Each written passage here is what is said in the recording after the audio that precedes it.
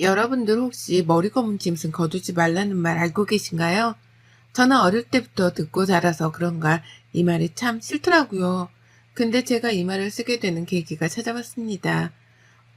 우선 간단하게 제 소개부터 해드려 보도록 하겠습니다. 저는 무난동료 외동딸로 엄마 아빠의 사랑을 듬뿍 받고 자랐습니다. 사는 곳은 경상남도 쪽에 살고 있고요. 친구들이 이렇게 사연 보내는 곳이 있다고 해서 저도 한번 제 이야기를 들려드리고 싶어서 이렇게 사연을 보내게 되었습니다. 저는 지금 30대 중반으로 가고 있는 평범한 여성입니다. 저에게는 10년 동안 사귄 남자친구가 있는데요. 대학교 때 CC로 만난 저희는 오랫동안 만나왔고 남자친구가 군대를 갔을 때 또 취업으로 힘들 때에도 다 함께하고 동고동락한 사이라고 할 수 있습니다. 뭔가 연인에서는 없을 정도의 끈끈한 정이 있는데요. 저는 엄마 아빠가 오랫동안 자영업을 해오셨는데 이제 나이가 어느 정도 있으셔서 제가 도맡아서 2호점을 운영하고 있어요. 1호점은 엄마 아빠가 하고 계시는데 원래 1, 2호점 두 분 다 하시다가 너무 힘들어 하셔서 제가 맡아서 운영하고 있습니다. 워낙 오래한 곳이기도 하고 배송 서비스도 시작하는 바람에 운영이 굉장히 잘 돼 바쁜 나날들을 보내고 있죠.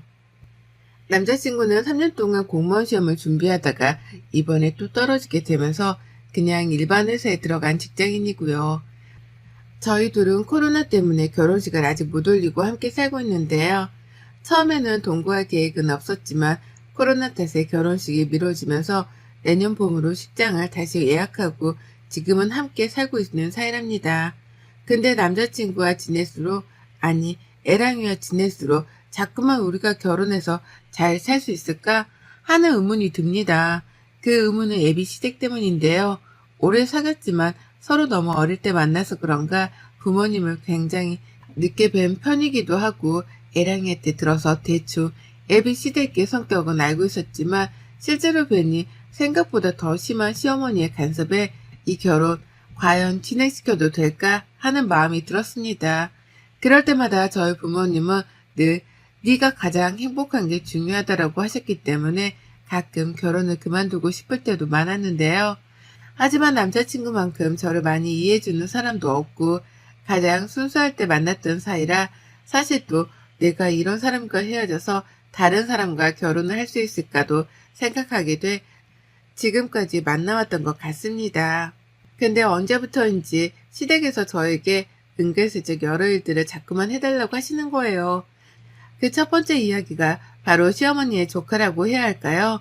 조카가 이번에 취업을 하고 싶고 크게 자영업을 운영하고 싶다고 하니 저희 가게에서 일하게 해달라고 하는 거예요. 일하는 건 문제가 되진 않지만 사실 젊은 사람이 일하기에는 그만두는 분들도 많고 또 그분이 원하는 건 카페 및 레스토랑 운영인데 저희 집은 그냥 일반 식당이기 때문에 사실 뭘 배워갈 건 없거든요. 근데 자꾸만 부탁을 하셔서 아마 일하기 힘들 거다. 그래도 괜찮으시냐 물어보니 시모는 괜찮다며 당장 내일부터 나가라고 하겠다고 하더라고요. 알겠다고 하고 첫날 일을 알려주는데 그 조카의 자세가 누가 봐도 꼭 사장 노릇을 하러 온 것처럼 직원들한테 행동을 하더라고요. 단순히 그것만 하면 되는데 저희 식당에는 오래 일하신 직원분들이 대부분이에요.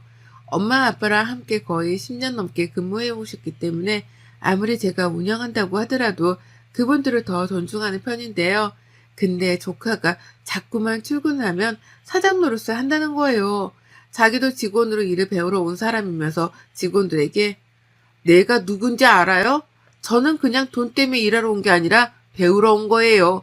그러니까 이건 이모님이 하셔야죠. 하면서 계속 그런다고 하길래 한 직원이 조금 많이 서운했는지 그만두고 싶다고 하더라고요. 저희 엄마 아빠가 그걸 하시고 다시 1호점으로 출근하라고 해서 그 문제는 해결이 됐지만 너무 그런 식으로 행동해 제가 시모한테 이야기를 했습니다. 어머님, 혜영이가 자꾸만 출근해서 직원들한테 사장 노릇을 하는데 이러면 일을 못할 것 같아요. 예, 그럼 당연히 그 직원들보다 혜영이가 높잖니. 어머님, 그런 말씀이 어딨어요. 누가 높고 그런 게 없어요. 저희는 그냥 다 같이 일하는 사람들인 거예요. 하여튼 자꾸 이러면 저 같이 일 못하니까 그런 줄 아세요? 하고 저도 기분이 나빠 전화를 끊었습니다. 그러고 한 달도 안 돼서 그냥 월급 주고 이 정도면 됐다고 다른 데 가서도 일해보라고 내보냈습니다. 그리고 애랑이한테 시어머니가 이런 부탁 이제 하지 말라고 하라고 단단히 이야기를 해두었는데요. 이게 바로 제가 시댁에서 겪은 정말 어이없는 일이에요. 근데 이것만 들어도 많은 분들이 헉 하시는데 사실 오늘 사연 보내드린 이야기는 바로 그 다음번에 발생한 일인데요. 저희 엄마가 오랫동안 당뇨진을 알아오셨는데 그동안 관리하느라 괜찮으셨거든요. 근데 더 관리가 필요할 것 같다는 병원의 상담으로 인해 1호점을 엄마 아빠가 잠시 쉬고 싶다고 말해 저보고 둘 다 관리해보라고 하더라고요. 처음에는 조금 그랬지만 그래도 엄마가 빨리 낫길 바라는 마음에서 직원도 한두 명 정도 더 고용하고 본격적으로 제가 운영을 시작했죠. 생각보다 어렵지 않아서 더 열심히 했습니다. 근데 성수기철이 되면서 손님들이 급격하게 늘어나면서 혼자 운영 관리가 너무 힘들 것 같은 거예요. 그래서 어떻게 해야 하던 찰나에 시어머니가 이 소식을 또 어디서 들었는지 그럼 자기가 2호점을 한번 운영해 보겠다고 하시더라고요. 처음에는 안 된다. 애랑이한테도 그건 안 된다. 뭐하러 그러냐. 일도 안 해보신 분이라고 했는데 계속 전화로 저를 설득해서 엄마 아빠 거니까 제가 물어보고 말씀드리겠다고 했습니다. 엄마 아빠한테 물어보니 오랫동안도 아니고 잠깐이고 또 가족이니까 더 잘해주지 않겠냐면서 월급은 더 많이 챙겨주라면서 이야기를 먼저 해주셔서 시어머니한테 알겠다고 했습니다. 그 이후 저는 1호점, 시어머니는 2호점에서 근무를 하게 되었는데요. 생각보다 2호점 매출이 많이 올라가고 시어머니가 손님들을 상대로 굉장히 잘하더라고요. 괜히 제가 시자 들어간다고 오해했나 싶기도 하더라고요. 열심히 하시는 만큼 저도 두둑히 어머님 용돈이랑 월급도 챙겨드리고 계시는 동안 부족함 없이 해드렸다고 생각했습니다. 근데 엄마 아빠가 이제 복귀하시면서 제가 다시 2호점으로 가면서 시어머니도 곧 그만둬야 하는 상황이었는데요. 또 열심히 하시는 모습을 보니 바로 그만두라고 하기가 그럴 것 같아 우선은 제가 2호점으로 복귀할 때까지 어머님한테 점포를 맡겨두었습니다. 매출도 오르고 하니 저도 어머니께 굉장히 감사하더라고요. 자기 일처럼 또 해주시는 모습에 감사드리기도 하고요. 그리고 엄마 아빠는 한두 달 정도 뒤에 바로 복귀를 하셨고 시어머니에게도 이 소식과 함께 이제 그만 쉬어도 되신다고 제가 왔다 갔다 하겠다고 말씀드렸는데도 불구하고 자꾸만 더 일하고 싶다는 생각을 내비치더라고요. 근데 사실 2호점은 1호점보다 더 작기 때문에 그 공간의 동선 배치가 가장 중요한데요. 그래서 그렇게 많은 직원들까지 필요 없어 어머님께는 이번 달까지만 나와달라 말씀드리고 마무리를 했습니다. 그리고 며칠 후에 갑자기 엄마가 일하시다 쓰러지시는 바람에 정말 놀랐고 다행히도 문제점을 발견해서 당분간은 입원해 있어야 한다고 했는데요. 아빠도 엄마 곁에 있어야 한 터라 어머님이 다시 2호점을 맡아주셔야 했고 죄송한 말씀이지만 자초지종을 설명드렸습니다. 그 뒤로 엄마 아빠는 생각보다 퇴원이 늦어지게 되기도 하고 당분간은 좀 쉬시고 싶다고 해서 제가 운영을 본격적으로 하기 시작했습니다. 둘 다 매출도 많이 오르고 어머님도 일이 재밌다고 하시더라고요. 근데 언제부터인가 어머님의 태도가 조금은 달라지기 시작했어요.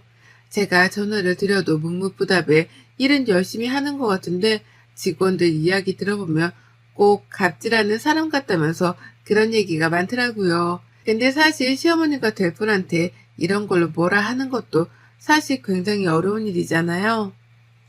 저도 간섭하기 싫지만 시어머니 행동이 자꾸만 달라지니 더 이상 일을 같이 하면 안 되겠다라는 생각이 들기까지 하더라고요. 그래서 이제는 그냥 힘들어도 두 곳 제가 운영해야겠다 싶어서 가게를 찾아갔는데 제가 알던 매장과는 다른 분위기가 되어 있더라고요. 도대체 이게 무슨 일인가 싶어서 어머니께 말씀드렸죠. 어머님, 이게 도대체 뭐예요? 저한테도 말씀 안 하시고 이렇게 메뉴판을 짜시면 안 되잖아요. 아, 뭐 어때? 이러니까 더 잘 나가. 네가 뭘 몰라서 그래. 저희 아빠 엄마가 가게를 운영하시는 원칙이 있어서 지금까지 그 원칙을 지켜왔던 건데 그럼 쿠닥다리 이제는 필요 없어. 예? 그게 무슨 말씀이세요? 구닥다리라니요. 아니 매장 운영 방식도 조금씩은 바꿔야 뭐가 되지 안 그러니? 지금은 내가 맡고 있으니 내가 한번 해볼게. 하며 적반하장으로 나오더라고요. 이대로는 안 되겠다 싶어 어머님께 확실하게 메뉴를 알려드렸지만 그래도 자꾸만 어긋나는 탓에 어머니께 이번 달까지만 하고 이제 쉬셔도 되실 것 같다 말씀을 드렸습니다. 그랬더니 갑자기 노발대발하면서 저에게 막말을 퍼붓더라고요. 네가 잘나면 얼마나 잘났냐면서 남이 운영하는 것도 못하게 방해를 한다? 그게 말이 되냐? 이러면서 계속 폭탄반응을 하더라고요. 그래도 사업에서는 당연히 뺄 때는 빼주고 갈 때는 가야 하기 때문에 확실하게 이야기를 해두었습니다. 근데 정말 제가 생각하지 못한 일이 일어나게 되었습니다. 그 일은 아직도 제가 정말 손이 덜덜 떨려서 할 말이 없는데요. 갑자기 친구가 전화가 오더니 카톡을 확인해 보라고 하더라고요. 근데 그 카톡을 보니 당근마켓, 중고나라 등에 저희 집 음식들이 올라와 있더라고요. 이틀만 판매한다면서요. 근데 라벨을 가리려고 한 것 같지만 딱 봐도 저희 거거든요. 아무리 가려도 그 용기를 보면 저는 알기도 하고 거기 댓글도 어디인지 다 알 만큼 저희 가게 거라 정말 누가 도대체 이런 일을 했는지 한두 개면 손님이 팔았다고 치지만 저렇게 수십 개 넘는 건 정말 단체 주문밖에 없어요.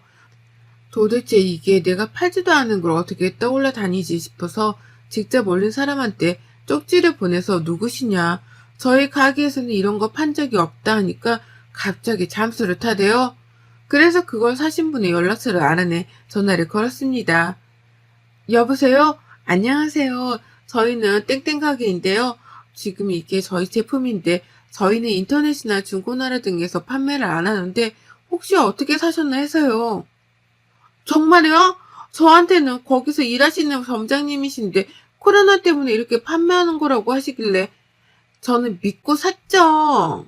아, 제품은 저희께 맞습니다. 근데 혹시 직거래를 하셨어요? 네.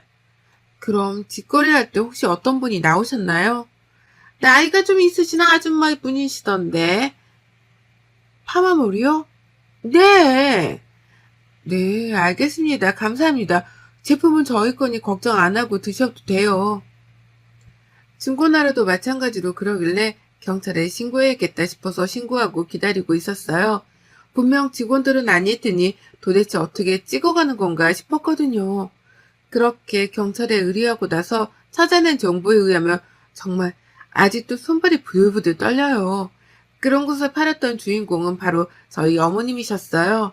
어머님은 지금까지 저희 가게에서 일하면서 뒤에서 야금야금 반찬부터 게장까지 다 포장해 직접 가져다 드리기도 하고 판매하신 기록이 나오더라고요. 경찰에서 IP 추적 수소를 보니 어머님 동네더라고요. 그냥 말씀드리면 저한테 노발대발 할 것 같아 바로 그 증거들을 가지고 어머님네로 쳐들어갔습니다. 가지고 온 종이들을 하나씩 나열하면서 어머님의 만행을 다 까발려 드렸죠. 어머님은 끝까지 자기가 아니라고 잡아댔으며 제가 일부러 그 사려는 분에게 그분에게 문자를 보내달라고 남기고 왔었거든요. 근데 당연히 어머님이 판매하셨으니 어머님한테 문자가 오겠죠? 그 문자 보고 제가 완전 ABC댁 가서 깽판을 쳤어요. 그 수익을 그럼 다 어떻게 하셨냐? 이건 명백한 사기라고 난리치니 갑자기 저한테 하신다는 말이. 무슨 사기? 넌 말 이상하게 한다. 그냥 너무 맛있다길래 배송도 되냐고 해서 내가 보내준 것 뿐이야. 그럼 그 돈을 저한테 주시거나 매출에 찍으셔야 하는데 안 그러셨잖아요. 그게 말이 돼요? 예, 너는 이 시애미가 그렇게 돈 가진 게 아깝냐? 그럼 니네가 생업이라도 좀 주던가. 하면서 오히려 적반하장으로 나왔습니다. 이대로는 안 되겠다 싶어서 더 증거를 모으기로 하고 이제는 다시 한번 그랬을 시에는 아주 깽판을 치려고 했습니다. 또 다른 문제를 일으킨 건 없는지 2호점에 가서 상황을 보았더니 만들어둔 게장을 매일 그렇게 어디로 가져가는지 만들었는데도 많이도 뒤로 빼돌려 놓으셨더라고요. 그걸 보는데 이대로 더 이상은 안 될 것 같아 저희 가게에서 가장 맛있는 새우장을 들고 시댁으로 출동했습니다. 어머님이 문을 열자마자 들어가서 고래고래 소리를 지르면서 새우장을 어머님 쪽으로 다 던져버렸습니다. 제가 더 충격적인 사실을 알게 된 건 바로 그때였는데요. 어머님이 바로 저희 엄마 아빠 가게를 탐내고 계셨더라고요. 그래서 자꾸만 자기가 운영해 보겠다고 한 거고, 그거를 위해서 준비했다는 거예요. 정말 이 이야기가 소름 아닌가요? 저는 정말 이럴 줄은 꿈에도 상상 못했거든요. 그래서 시댁으로 달려갔더니 새우장을 뒤집어 쓰도록 집안 곳곳에 뿌리고 어머님께도 아예 새우장을 전부 다 뿌려드렸어요. 그뿐만이 아니라 집안 곳곳을 돌아다니면서 냄새가 다 배일 수 있도록 새우장을 뿌리고 어머님 얼굴에도 또 뿌렸어요. 그리고는 한마디 드렸어요. 어머님, 진짜 어머님의 자격도, 시어머니의 자격도 아무것도 없는 거 아세요? 저희 엄마 아빠가 일군 가게를 그냥 낼름 하려고 하셨어요? 그게 말이 된다고 생각하세요? 왜요? 지금 바닥에 떨어진 것도 한번 주워서 팔아보세요. 뭐가 말이 안 되는데, 내가 거기서 그래도 몇 개월을 일했는데. 일은 안 하고 주방에 피해는 많이 주고 아예 제품들을 다 뒤로 빼돌려서 팔고, 이게 사기꾼이 아니고 뭐세요? 뭐? 뭐 사기꾼? 너 아주 가정교육을 어떻게 받은 거니? 이렇게 뻔뻔하게 나오실 줄 알고 저 벌써 소송할 거 다 준비했으니 준비하세요. 돈 좀 두둑혀. 제가 보기엔 저희 제품 팔아서 돈 많이 버신 것 같은데요. 야! 하길래 저도 같이. 왜? 제가 어머님 그거 판매할 때 얼마 정도 버셨는지 모를 것 같아요. 제가 봐도 정말 200~300개는 팔았더라고요. 그 정도면 대충 가격이 이렇게 나오는데 그 비용이랑 피해보상금까지 받아야 할 것 같아요. 남의 돈 쓴 죄까지 써서요. 너 애가 정말 무서운 애구나. 시애미가 돈 좀 없어서 빌렸다. 그게 그렇게 안 입고 없냐 너는? 안 입고 온 게 아니라 상식적으로 남의 제품을 말도 없이 뒤에서 파는 게 맞다고 생각하세요? 아니 그게 잘못되었는데. 그럼 판매한 금액 전부 다 주세요. 뭐하러? 내가 판 건데. 라며 뻔뻔하게 나오셨고 아무래도 말로는 안 될 것 같아 법으로 해결한다고 했습니다. 그 뒤로 남자친구 애랑이에게 이별을 구했고요. 애랑이는 울며불며 저에게 매달리지만 저는 월골조차 보고 싶지가 않더라고요. 또 집 때문에 혼인신고는 벌써 한 상태라 졸지에 이혼녀가 되어야겠지만 도저히 어머님은 용서할 수가 없더라고요. 그 뒤로 소송을 저는 시작했습니다. 어머님과 애비 남편이었죠. 저보고 너무한다 했지만 저는 아랑곳 하지 않고 준비했습니다. 지금까지 저희 물건으로 뒤로 돈 번 것부터 시작해서 저 몰래 저희 엄마 아빠 가게를 탐내었던 것들을 전부 다 소송에 이야기하기로 했고 어머님은 끝까지 인정 안 하시더라고요. 가장 비싼 변호사로 끝까지 밀어붙이니 그때 저보고 독한 년이라고 침을 탁 뱉으시더라고요. 그래서 저도 똑같이 어머님한테 침을 뱉어드렸어요. 아이고 그렇게 하시면 제가 무서울 줄 아셨어요? 천만에 만만이네요. 정말 어머님만 침 뱉고 욕할 줄 아신다고 생각하세요? 너무 바보 같은 생각 아니에요? 눈에는 눈, 이에는 이 하는 것처럼 정말 끝까지 밀어붙이니 어머님이 이제서야 저희 집으로 찾아와 싹싹 비네요. 그래서 제가 한마디 해줬죠. 왜요? 눈에 뵈는 게 없어서 저한테 난리치더니 돈 더 많이 낼까봐 이제 와서 합의요? 어림없죠 진짜. 애기야 진짜 미안하다. 내가 그때는 돈이 필요해서 잠깐 미쳤었나봐. 그럼 계속 미친 채로 사세요. 저는 멈출 생각 없으니까요. 아, 멈추는 걸 원하시면 꿀꿀 싹싹 비세요. 그럼 한번 생각 정도는 생각이라도 해보죠. 너 이렇게 독하니 언니? 어머님, 제가 독한 사람이면 어머님은 악마예요. 합의금 얘기하자 자기가 지금까지 챙긴 수익금도 다 주겠다고 해서 제가 원하는 만큼 비용을 받았습니다. 그 뒤로 저희 집에 있던 애랑이 짐은 전부 다 한 트럭에서 보내고 합의혼하고 다시 저의 일상으로 돌아왔습니다. 그리고 애비신랑과 시어머니가 될 뻔한 분은 어떻게 된지 아세요? 지금 집이 경매로 넘어간 상황이라고 합니다. 알고 봤더니 어머님이 주식에 미쳐 돈을 다 끌어다 썼는데 이번에는 대출도 여러 군데서 받아서 그 주식에 다 투자했다고 해요. 그래서 그렇게 돈이 필요한 거였고 뒷거래로 저희 제품들도 가져다 판 거죠. 정말 생각하기도 싫었던 한 해인 만큼 제가 원하는 합의금 받고 이제 발 뻗고 자려고 합니다. 이래서 머리큰 짐승은 거두는 게 힘들다더니 바로 이런 말이 아닐까 싶습니다. 그렇게 저는 다시 솔로가 되었고 엄마 아빠는 한참을 위로하시다가 저보고 이제 행복만을 위해서 살라고 말씀해 주시네요. 이렇게 처음 믿고 사랑했던 사람과 쓸쓸하게 이별을 맞이했지만 이 또한 경험으로 생각하고 앞으로 정말 좋은 남자 시댁을 만날 수 있지 않을까 싶습니다. 이렇게 저의 긴 글을 읽어주신 모든 분들께 참 감사하다는 말씀을 드리고 싶습니다. 오늘은 저의 이야기가 많은 분들에게 공감했으면 좋겠어서 이렇게 보냈는데요. 맥주 마시면서 쓰니까 다시 기억이 떠올라 힘들었네요. 늘 행복한 기억만 가득하세요. 여러분의 생각은 댓글로 남겨주세요. 오늘도 시청해 주셔서 정말 감사합니다.